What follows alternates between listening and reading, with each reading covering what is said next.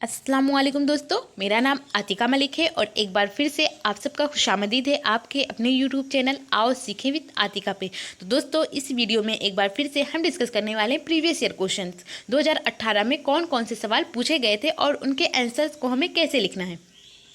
तो अगर आप बीएड कर रहे हैं और आपने ऑप्शनल सब्जेक्ट उर्दू लिया हुआ है तो ये वीडियो आपके लिए खास रहने वाला है। और अगर आप चैनल पे पहली बार आए हैं तो चैनल को सब्सक्राइब करके बेल आइकन को ज़रूर प्रेस करिए, इससे जो भी मैं वीडियो बनाऊं उसकी नोटिफिकेशन आप तक सबसे पहले पहुँचे।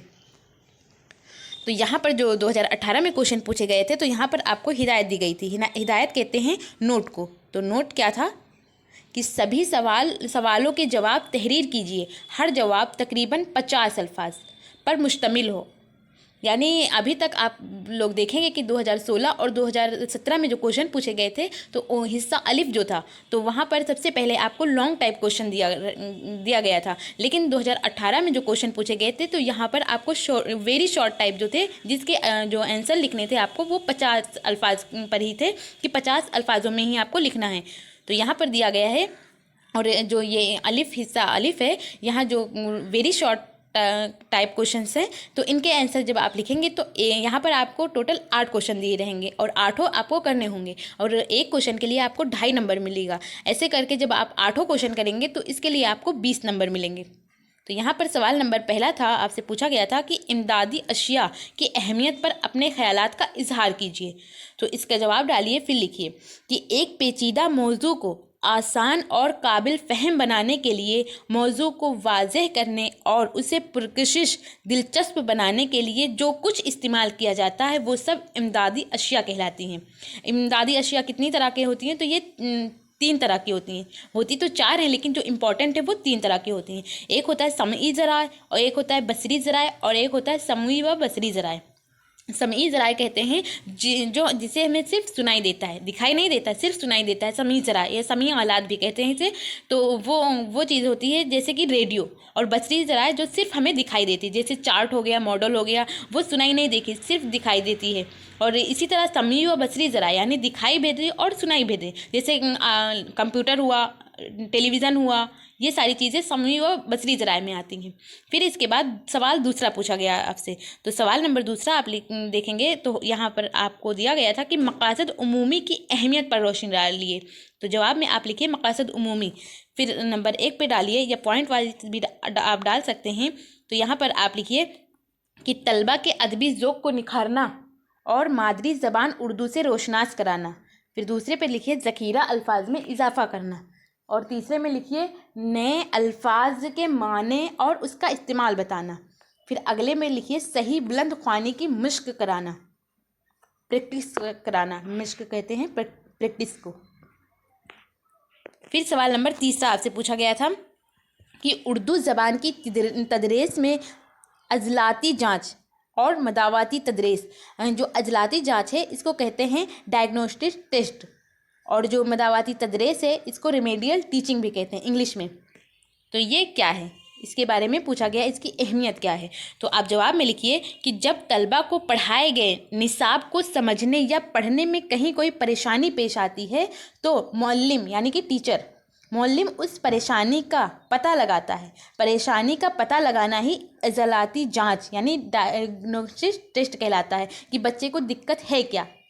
उसे पहले उपचार नहीं करेंगे, पहले निदान करेंगे। तो निदान करने के लिए आप बच्चे की समस्या का पता लगाते हैं कि प्रॉब्लम है कहाँ पे। फिर उसके बाद जब इजलाती जांच का पता चल जाता है आपको तो उसके बाद आप बच्चे को रेमेडियल टीचिंग देते हैं, जिसे मदावाती तदरीस कहते हैं। तो यहाँ आगे लिखिए कि इजलाती जांच के बाद मौल्लिम इस मसले को हल करने के लिए जो चीज़ें करता है, यानी जो भी मेथड का वो यूज़ करता है वो जिससे तलबा को समझने में आसानी आ जाए, उसके सारे मसले दूर हो जाएं, उसे मदावाती तदरीस या रेमेडियल टीचिंग भी कहते हैं। ये हुआ। फिर सवाल नंबर चौथा आपसे पूछा गया था कि उर्दू ज़बान में इमलियाती तहकीक, जिसे इंग्लिश में एक्शन रिसर्च कहते हैं, के मराहल बयान कीजिए। तो आप जवाब में लिखिए इसके टोटल 8 मराहल होते हैं। होते तो और सारे हैं लेकिन 8 जो होते हैं वो मुख्य रूप से होते हैं, कह सकते हैं आप। तो नंबर 1 पर आप लिखिए यहाँ पर कि मसला का इंतखाब करना, यानी मसला का पता करना कि परेशानी है क्या, समस्या है क्या। फिर उसके बाद दूसरा है कि मसले की वजाहत करना, और तीसरे पर है तहकीक तजावीज़ के मकासद मरतब करना। फिर चौथे पर है काबिल अमल मफरूज़े की तश्कील करना। पाँचवें पर है डिज़ाइन मैन्युफैक्चरिंग और आलात की तरक्की करना। फिर छठे नंबर पर है मंसूबे पर अमलदार आमद करना। फिर सातवें पर है कि अदाद व शुमार का तज्जिया करके नतीजा निकालना। और आठवें नंबर पर है तहकीक की रिपोर्ट तैयार करना। ये हुआ एक्शन रिसर्च के मराहिल। फिर सवाल नंबर 5वां आपसे पूछा गया था कि स्कूली निसाब में उर्दू ज़बान की अहमियत पर रोशनी डाली, यानी जो उर्दू ज़बान है तो स्कूली निसाब में, स्कूली कैरिकुलम में उसकी क्या अहमियत है। तो जवाब आप लिखिए कि स्कूली निसाब में उर्दू ज़बान की अहमियत ये है कि स्कूल के मुख्तलिफ़ मज़ामीन में अंजुमन मुअल्लिमान मज़मून कायम होनी चाहिए जो तजर्बी अमल को उभारने और निसाब को तरक्की देने में माऊन हो। फिर सवाल नंबर 6 आपसे पूछा गया था कि इमदादी अशिया में कंप्यूटर की अहमियत बयान कीजिए। तो इसके लिए आप लिखिए जवाब में कि कंप्यूटर दास्तान अलिफ लैला के अलादीन के चिराग के जिन के मानिंद है जो हमा वक्ता खिदमत में हाजिर रहता है। यहाँ पर जो नहीं लिखा हुआ है तो आप जो भी लिख लीजिए, जो छूट चुका है यहाँ से, मानिंद है जो हमा वक्ता खिदमत में हाजिर रहता है, हर वक्त हाजिर रहता है। जो अलादीन का चिराग था अलिफ लैला में, आप देखेंगे कि वो जिन निकलता है और वो हर वक्त हाजिर रहता है, उसी के मानिंद कंप्यूटर आज के दौर में है।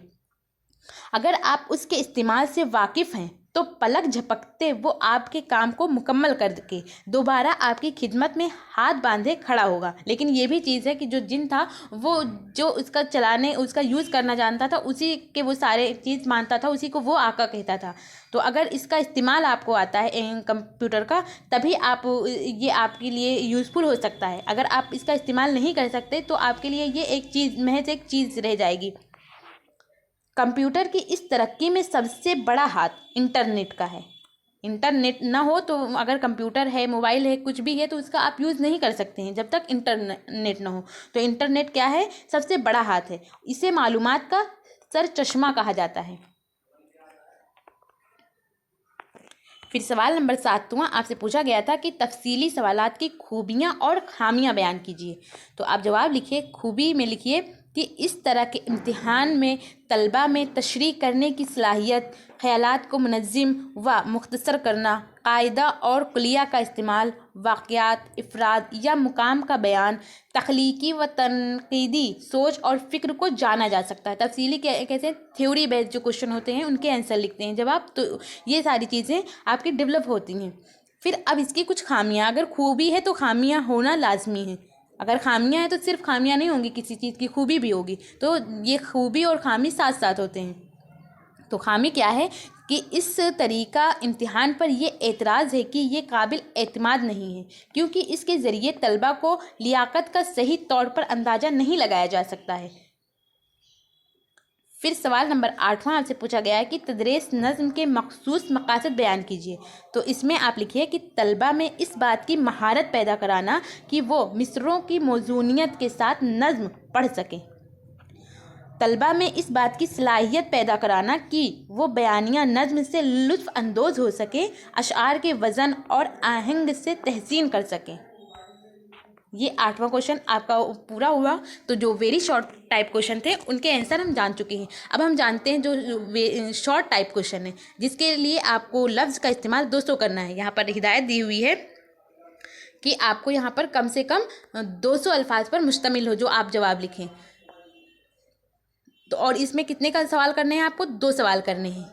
तो सवाल नंबर 9 आपसे पूछा गया था कि तदरीस नज़्म के मलहूज़ात कलम बंद कीजिए, या यहाँ पर या लगा हुआ है तो एक ये करिए, या फिर आपको तदरीस क़वायद के कौन कौन से तरीके हैं, आपके ख्याल में कौन सा तरीका सबसे बेहतर है, मुफस्सिल इजहार ख्याल कीजिए। तो यहाँ पर हम आज ये क्वेश्चन करने वाले हैं, तदरीस क़वायद का ये वाला नहीं करने वाले हैं।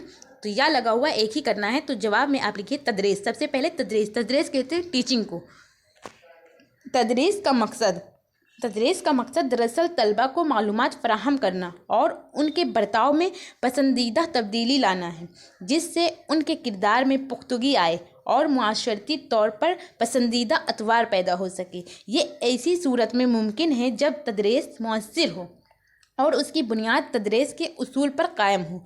माहिरीन तालीम के नज़दीक आज भी ये मसला बहस का मौजू है कि मवाद तालीम और तरीक़ा तालीम में कौन ज़्यादा अहम है।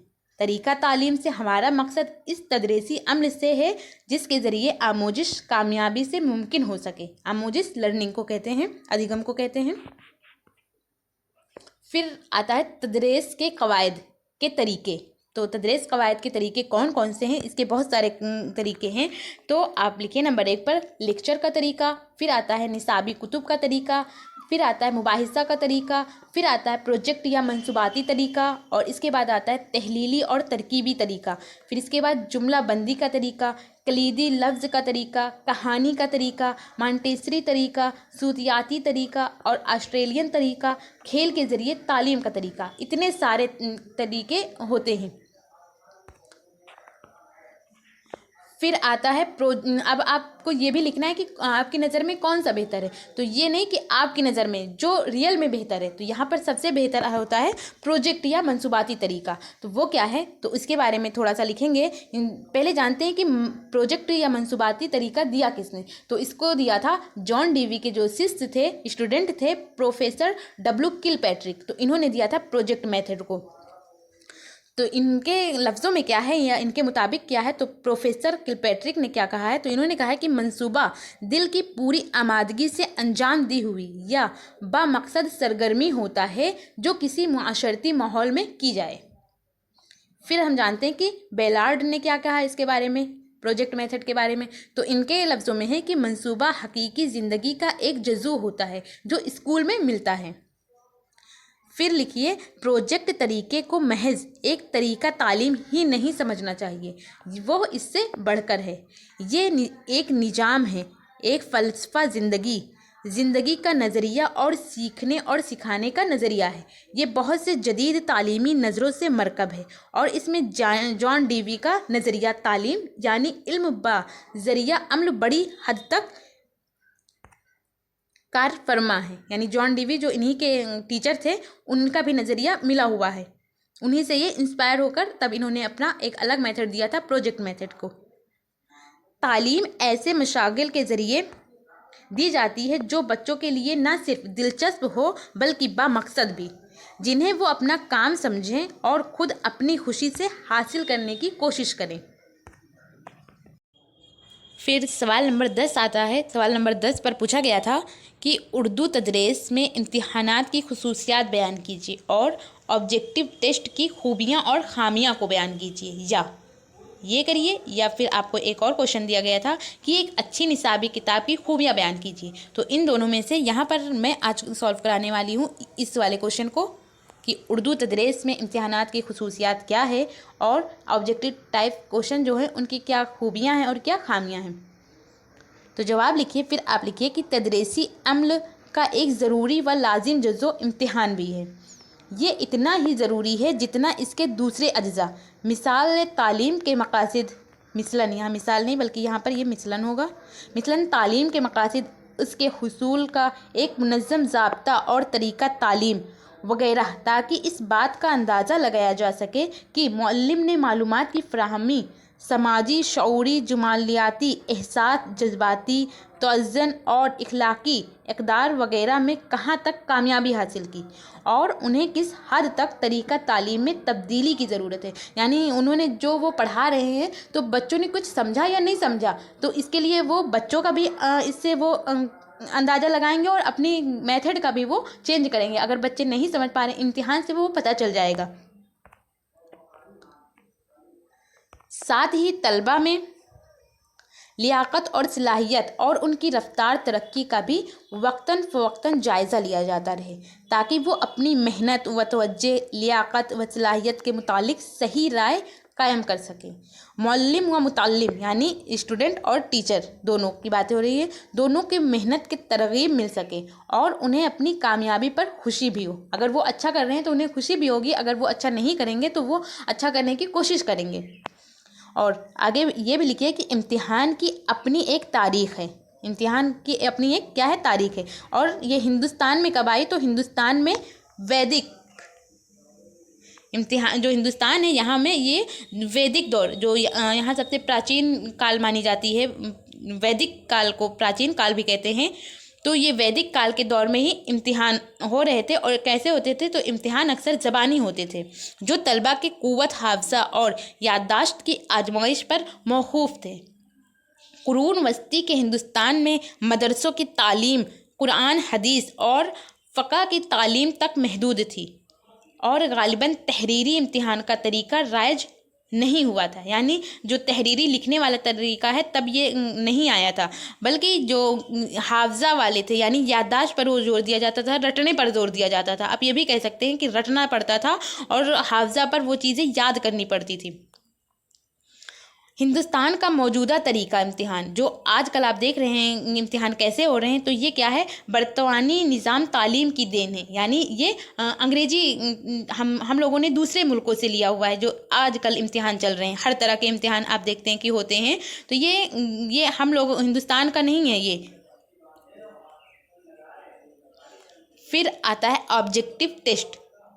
ऑब्जेक्टिव टेस्ट या इसे मारोजी तरीका भी कहते हैं। तो इसकी खूबियाँ क्या है, तो खूबियाँ में आप लिखिए कि इस तरह के इम्तिहानात में हासिल शुदा नंबर काबिल एतबार और नतीजा खेज होते हैं। सवालात इस तरह मरतब किए जाते हैं कि उसका जवाब एक ही होगा, ख्वाह कोई भी मुम्तहिन उसकी जांच करे। इससे मुअल्लिम और तलबा दोनों मुतमईन रहते हैं। ऑब्जेक्टिव टाइप जो क्वेश्चन होते हैं, वहाँ आपको एक क्वेश्चन होता है, उसके 4 ऑप्शन दिए जाते हैं और उसमें एक सही होता है। अगर जितने भी टीचर चेक करेंगे तो वो उसी को सही मानेंगे। जैसे थ्योरी बेस होता है तो किसी की राइटिंग अच्छी होती है, लिखने का स्टाइल अच्छा होता है उसकी, या उसने रटा अच्छे से होता है तो उसको याद होता है तो वो ज़्यादा लिख देता है, तो वहाँ नंबर कम ज़्यादा हो सकते हैं। लेकिन यहाँ पर ऐसी कोई चीज़ नहीं होती है और ये इसकी खूबी है। और इस तरह के इम्तिहानात में जवाबात के मुख्तसर और वाज़ेह होने की वजह से कम अज़ कम वक्त में मुम्तहिन ज़्यादा से ज़्यादा जवाबात की जांच कर सकता है। यानी जो टीचर होते हैं वो कम टाइम में ज़्यादा कॉपियाँ जांच सकते हैं, क्योंकि ऑप्शन उसका एक ही सही होगा और वही सही होगा। अगर बच्चों ने सही लगाया तो सही, अगर गलत लगाया तो वो गलत रहेगा, वो जवाब बदलेगा नहीं। और इस तरह के इम्तिहानात में रटने की ज़्यादा हिम्मत अफजाई नहीं होती। जो थ्योरी बेस होते हैं, आप क्वेश्चन देखेंगे तो उसमें आपको रटना पड़ता है, लेकिन जो ऑब्जेक्टिव टाइप क्वेश्चन होते हैं वहाँ रटने की ज़रूरत नहीं। लेकिन हाँ, यहाँ आप तुक्का भी उड़ाएंगे तो कभी कभी तुक्का भी सही लग जाता है, तो इसकी खामी ये भी हो सकती है। तो अब हम समझते हैं खामी क्या है। तो माहिरीन तालीम इस बात पर मुत्तफ़िक़ हैं कि आमोजिश और ख़यालात के कुछ पहलू ऐसे भी हैं जिसको इस तरीके के इम्तिहानात से जांचा नहीं जा सकता।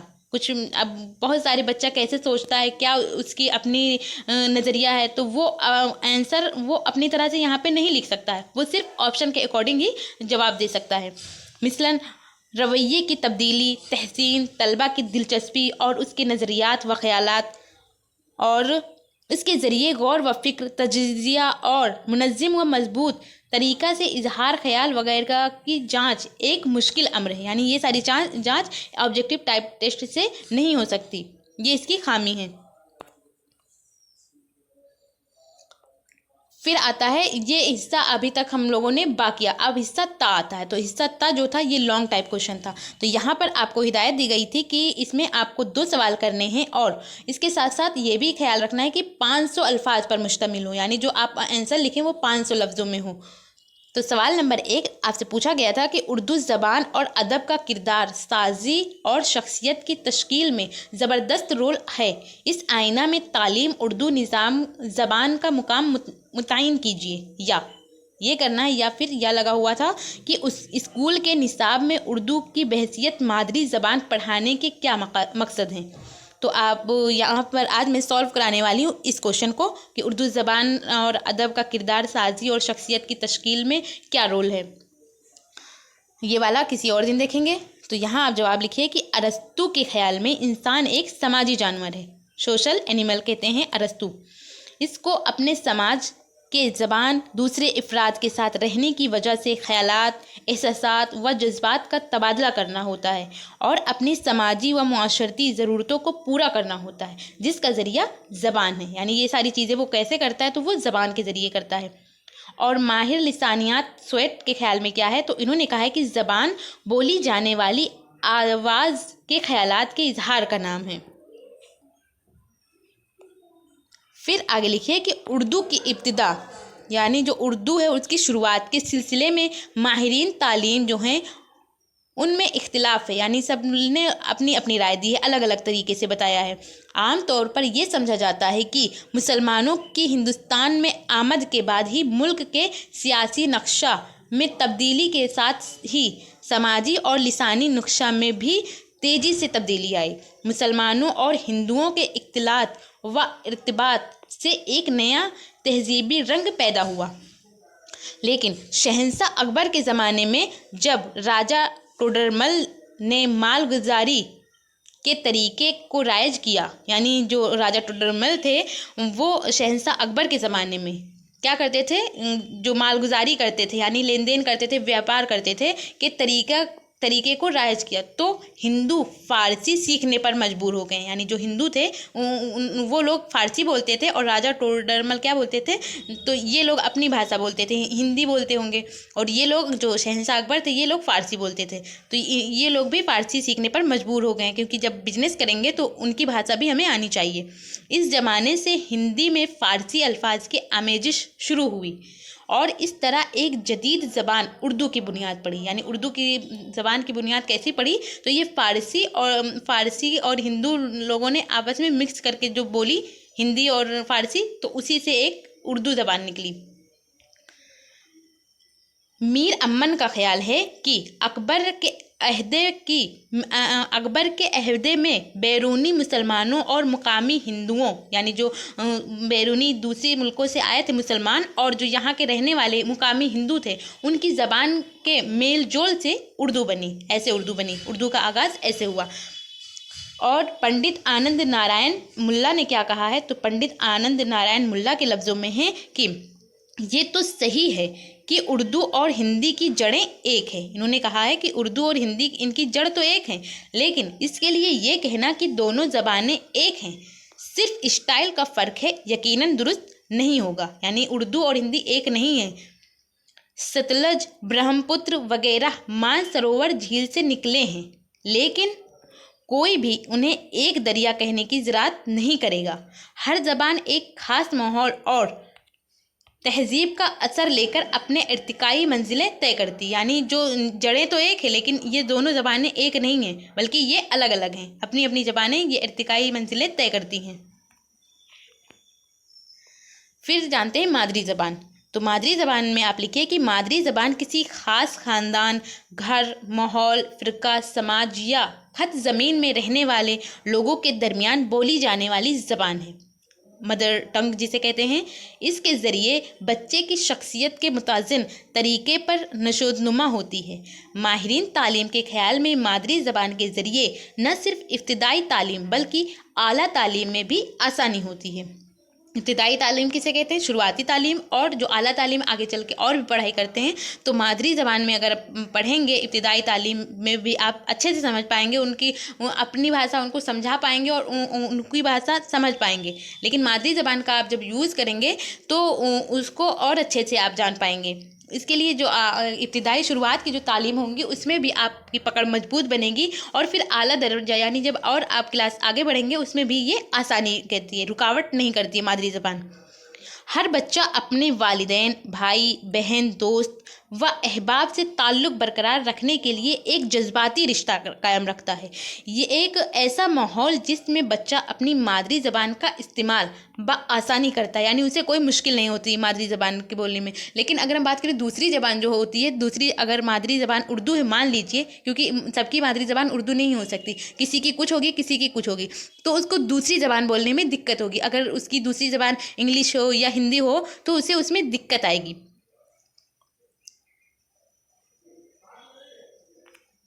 वहाँ न सिर्फ वो खुद ब खुद मसरत महसूस करता है बल्कि दूसरों की गुफ्तगू से भी महजूज रहता है। आगे लिखिए कि वो तमाम खूबियाँ जो अच्छे शहरी के लिए ज़रूरी है, मिसलन वाज़ेह सोच व फ़िक्र, वाज़ेह इजहार ख़याल, ख़यालात व एहसासात और अफ़आल की संजीदगी, मुकम्मल जज्बाती व तख्लीकी ज़िंदगी वगैरह तमाम खूबियों को बेहतर तौर पर बेदार और नशोनुमा दी जा सकती है, बशर्ते ये कि जज्बाती और ज़हनी ज़िंदगी की बुनियाद मादरी ज़बान पर मुनासिब तवज्जो दी जाए। ये बात कही है रेबर्न ने। तो ये रेबर्न के लफ्ज़ों में है। अब हम जानते हैं महात्मा गांधी ने क्या कहा है। तो इनके लफ्ज़ों में है कि जो तालीम मादरी ज़बान में ना दी जाए, मेरा बस चले तो मैं ऐसी तालीम को बेकलम मस्तरद कर दूं और उन तमाम असातिज़ा को फ़ौरन बरतरफ कर दूं जो अजनबी ज़बान में तालीम देते हैं, यानी दूसरी ज़बान में उन बच्चे को पढ़ाते हैं बल्कि उसके मादरी ज़बान पर रोक लगाते हैं। तो जो नुकसान पूरी नस्लों का होगा उसका इलाज इसी सख्ती से मुमकिन है। फिर करलोज ने क्या कहा है। तो करलोज के लफ्ज़ों में है कि मादरी ज़बान दिल की धड़कने की ज़बान है।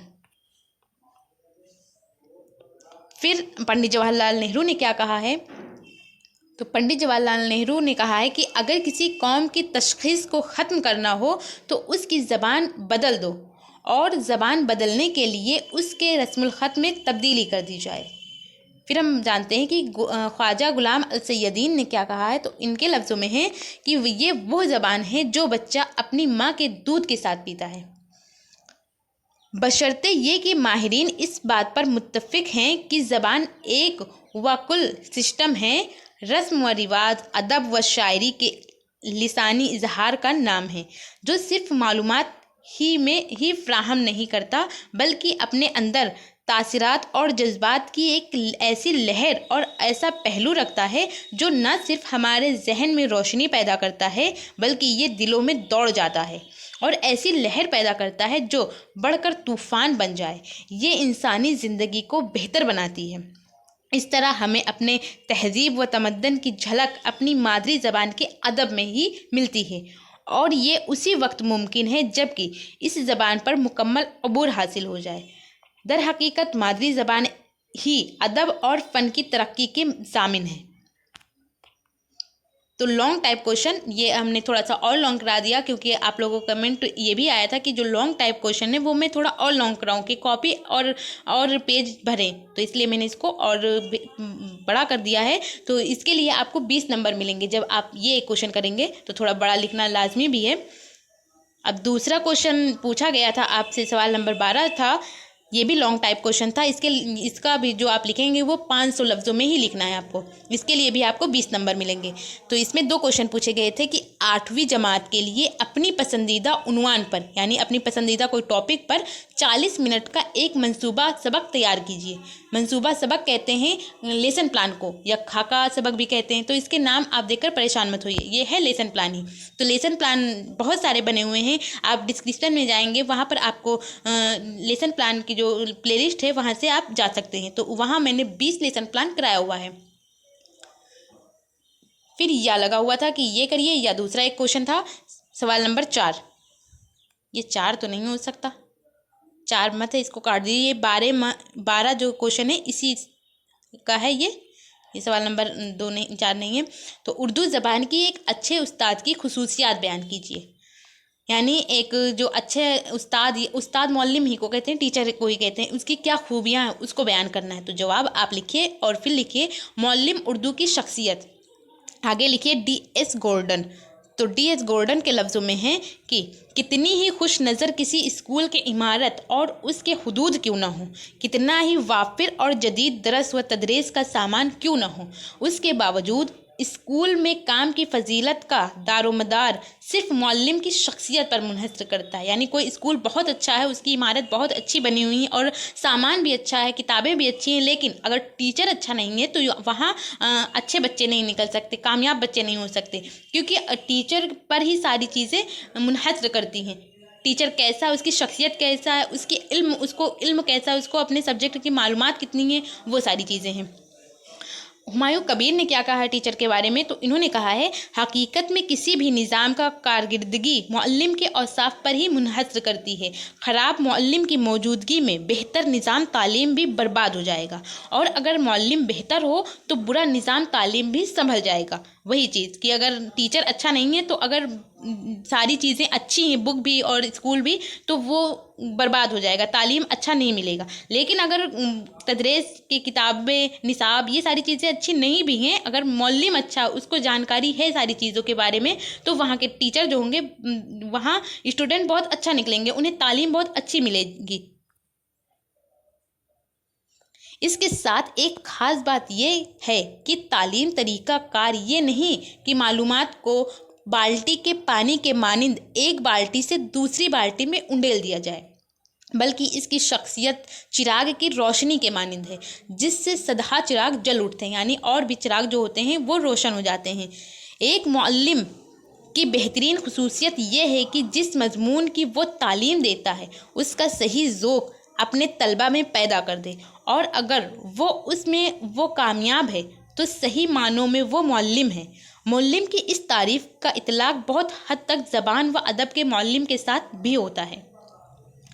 अब जानते हैं गिलबर्ट हाइट ने क्या कहा है, तो इनके लफ्ज़ों में है कि अगर आप लड़के या लड़कियों को पसंद नहीं करते हैं तो आपको पेशा मदरसी छोड़ देना चाहिए। यानी आपको कोई एक लड़का या लड़की पसंद नहीं है, आप उससे मुखातिब नहीं होते हैं, उससे क्वेश्चन नहीं पूछते हैं या उसके आंसर्स को नहीं सुनते हैं, उसको बिल्कुल इग्नोर करते हैं, तो आप अगर ऐसा बर्ताव करते हैं किसी भी बच्चे के साथ किसी भी वजह से, तो आपको उस मदरसे को छोड़ देना चाहिए, आपको वहाँ टीचर रहने का कोई हक़ नहीं है। ये बात कही है गिलबर्ट हाइट ने, और ये सही भी है, क्योंकि आप टीचर हैं, आप सभी को एक साथ पढ़ाइए, एक जैसा पढ़ाइए, किसी से ज़्यादा लगाओ और किसी से कम ये मत रखिए। एक अच्छे मुअल्लिम की खुसूसियात डालिए और इसके बाद आगे लिखिए कि एक अच्छे मुअल्लिम की खुसूसियात को हम 2 हिस्सों में तकसीम कर सकते हैं। नंबर 1 पर आता है आम औसाफ, जिसे कहते हैं जनरल एबिलिटी, और दूसरा आता है पेशेवराना सलाहियत, जिसे कहते हैं प्रोफेशनल एबिलिटी। तो आम औसाफ क्या है, तो उसको देखते हैं। आम औसाफ में लिखें कि मुअल्लिम के लिए सबसे अहम चीज़ उसकी अपनी शख्सियत है, यानी वो खुद कैसा है, क्योंकि माहिरीन तालीम इस बात पर मुत्तफ़िक़ हैं कि तलबा पर मुअल्लिम की शख्सियत का सबसे ज़्यादा असर पड़ता है। लेकिन शख्सियत क्या है और उसकी तश्कील किन चीज़ों से होती है, इस पर माहिरीन नफ्सियात में इख्तिलाफ है, यानी लोगों ने अपनी अलग अलग राय दी है शख्सियत को लेकर। फिर भी एक मुअल्लिम की शख्सियत में ज़ाती शक्ल व सूरत, दिल आवेज़ अंदाज, किसी कदर कम सखी, कुशादगी ज़हन, खुलूस, हमदर्दी, मौका शनासी, उम्दा आवाज़ वगैरह शामिल है। जब हम शख्सियत की बात करते हैं तो आम तौर पर हमारा मतलब ज़हनी सलाहियत से ज़्यादा जिस्मानी सलाहियत से होता है। यानी जब हम किसी शख्सियत की बात करते हैं तो हम क्या सोचते हैं कि अगर वो जिस्मानी सलाहियत बेहतर है तो उसका ज़हनी भी होगा, लेकिन ऐसा हमेशा हो ये ज़रूरी नहीं। ज़हनी सलाहियत अलग होती है और जिस्मानी अलग होती है, लेकिन हमें गौर करना चाहिए ज़हनी सलाहियत पर। लेकिन डॉक्टर ब्लाड के ख्याल में शख्सियत की तश्कील में जिस्म से ज़्यादा रूह को दखल है। ये अक़ल की बानिस्बत सीरत का मामला ज़्यादा है। मुअल्लिम के लिए अच्छी इखलाकी तरबियत भी ज़रूरी है, मिसलन साफ़ बयानी, ईमानदारी, सादगी, हमदर्दी, खैर ख्वाही वगैरह ज़रूरी सिफ़ात हैं। यानी ये सारी खूबियाँ एक अच्छे मुअल्लिम में होनी चाहिए, जो हर दिल अजीज़ होने के लिए ज़रूरी है। तंग जहन, कम ज़र्फ़ और इंतकाम, जो असातिज़ा आम तौर पर नापसंद होते हैं, यानी जो जिसे मालूमात ज़्यादा नहीं है, उनकी जहन जो है तंग है, यानी कि कम है, तो ऐसे टीचरों को बच्चे पसंद नहीं करते हैं। तलबा बहुत मुशाहिर परस्त होते हैं और बड़ी जल्दी अपने उस्ताद को पहचान जाते हैं। यानी ये टीचर कैसा, ये बच्चों को बहुत आसानी से पता लग जाता है और बहुत जल्दी लग जाता है। इस वजह से दोहरी शख्सियत से भी एहतराज़ की ज़रूरत है, यानी 2 तरह से नहीं, जैसे ज़ाहिर आप हो रहे हैं वैसे ही बातिन, यानी दोनों एक जैसा रखना चाहिए। दोहरी शख्सियत का नहीं होना चाहिए एक अच्छे टीचर को। मुअल्लिम का ज़ाहिर व बातिन यकसा होना चाहिए। गैर ज़रूरी तौर पर खुद को नुमाया करना भी कोई पसंदीदा अतवार नहीं, यानी जहाँ ज़रूरी नहीं है वहाँ भी अपने आप को नुमाया कर रहे हैं तो ये कोई पसंदीदा अतवार नहीं माना जाता है। वो आला सीरत व किरदार का मालिक हो, उसमें एहसास, ज़िम्मेदारी बदरजा तम मौजूद हो, साथ ही वो फ़र्द शनास हो और अपने काम को मेहनत, सरगर्मी और लगन से अंजाम दे। इसके साथ ये भी ज़रूरी है कि वो तलबा की मुश्किलात को जाने और उसको दूर करने की उसमें सलाहियत हो, यानी सिर्फ वो उसके मुश्किलात को ना जाने बल्कि उसको दूर भी करे, बच्चे का डाउट को क्लियर करे। اس کے مزاج میں چڑچڑاپن نہ ہو، یعنی بہت چڑچڑاہٹ ٹیچر آپ دیکھتے ہیں اکثر مل جاتے ہیں، بہت چڑچڑاہٹ لیے رہتے ہیں، پتہ نہیں کیا رہتا ہے، تو ویسے ٹیچروں سے بچے ڈرتے بھی ہیں، اپنی بات کہنے سے ڈرتے ہیں، کوئی بھی بات ہو تو بتانے سے وہ ان سے اعتراض کرتے ہیں۔ تو ہمیں اپنے مزاج کو بھی چڑچڑاپن نہیں لانا چاہیے، بالکل اچھے سے رہنا چاہیے، جس سے وہ اپنی باتیں کر بھی سکیں۔ سختی کرنا چاہیے پر اتنا نہیں، تھوڑی سختی بھی ضروری ہے، ورنہ اگر بالکل سخت چھوٹ دیں گے تو وہ بھی آپ کے سر پہ چڑھ جائیں گے تو وہ پڑھنا پسند نہیں کریں گے۔ تو تھوڑا سختی ضروری ہے، لیکن چڑچڑاپن جو ہوتا ہے وہ نہیں ہونا چاہیے، بلکہ ضبط و تحمل کے ساتھ کوئی بات سنیں اور خندہ پیشانی کے ساتھ طلبہ سے تعاون کر سکے۔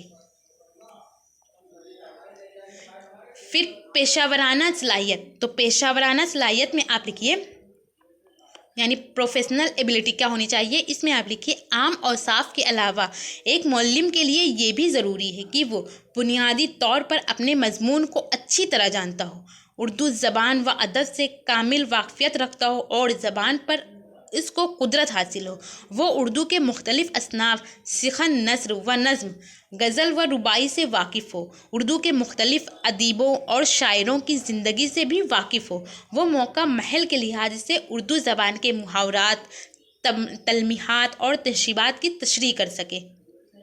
اس کے علمی لیاقت اور تدریسی صلاحیت بھی معیار کے مطابق ہونی چاہیے، ساتھ ہی اردو کے علاوہ دوسری زبانوں کے سلسلے میں بھی اچھی خاصی معلومات ہو، کیونکہ دانشوروں کے خیال میں ایک زبان کے مقابلے میں کئی زبانیں جاننے والا یقیناً بہتر ہے، یعنی آپ جس سبجیکٹ کے ٹیچر ہیں وہ آنی چاہیے اور اس کے علاوہ دوسری زبان بھی آنی چاہیے۔ اس سے اگر بچے نہیں سمجھ پا رہے ہیں، آپ دوسری زبان کا یوز کر سکتے ہیں تو اس سے بچے سمجھ سکیں گے۔ تو ایسے ٹیچر اور اچھے مانے جاتے ہیں جن کو کئی زبانوں کا علم ہو۔ ماہرین تعلیم کے خیال میں اس وقت تک کوئی اچھا استاد نہیں بن سکتا جب تک کہ زندگی بھر وہ اچھا طالب علم نہ بنا رہے، یعنی ایک اچھا استاد کب بنے گا؟ جب وہ خود اچھا اسٹوڈنٹ رہے گا، کیونکہ سیکھنا اور سکھانا دونوں لازم و ملزوم ہیں، اور حقیقت میں تعلیم کی ابتدا ڈگری کے حصول کے بعد ہی ہوتی ہے، جبکہ ڈگری کے حصول تک تعلیم عموماً تعلیم برائے سند ہے، یعنی جب ہم ڈگریاں لے رہے ہوتے ہیں اس وقت تعلیم نہیں، بلکہ جب ہم ڈگری لینے کے بعد جب ہم سماج میں سب سے باتیں کرتے ہیں اور اپنی دکھاتے ہیں کہ ہم کیسے ہیں، تو آپ کے شخصیت سے پتہ چلتا ہے کہ آپ کی تعلیم کیسی ہے۔ ڈگریاں ہیں اور پھر بھی آپ کو بولنے کی تمیز نہیں ہے تو وہ ڈگریاں بیکار ہیں۔ تو اس طرح یہ کوشچن یہ بھی دوسرا تھا، اس کے لیے بھی آپ کو 20 نمبر ملیں گے۔ کمپلیٹ ہو گیا۔ آئی ہوپ آپ کو یہ ویڈیو پسند آیا ہو اور آپ کے لیے یہ ویڈیو یوزفل ہو۔ اگر پسند آیا ہو تو آپ اسے لائک کر دیجیے، اور اگر چینل پر پہلی بار آئے ہیں تو چینل کو سبسکرائب کر کے بیل آئیکن کو ضرور پریس کریے۔